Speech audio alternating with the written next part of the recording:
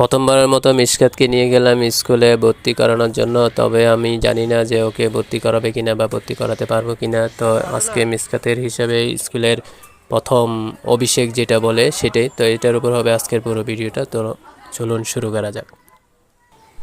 মিশকাতকে নিয়ে আমরা গত বছরেই গিয়েছিলাম প্রাইমারি স্কুলে। তো সেখানে ভর্তি করাতে যাওয়ার পর দেখা গেল যে ওর বয়সের কমের কারণে ওকে ভর্তি করানো যায় নাই। তাই এবার আমরা ওর বয়স হওয়ার পর ওই স্কুলে আর পুনরায় যাই নাই, কারণ কিছু ব্যাপার আছে ওইখানে যেটা আমাদের একটু পছন্দ হয় নাই। তো আমরা একটু দূরে হোক বা অন্য একটা জায়গায় গিয়েছি, সেটা আরেকটা জায়গা, সেটা আপনারা ভিডিও যদি দেখেন তাহলে এটা বুঝতে পারবেন।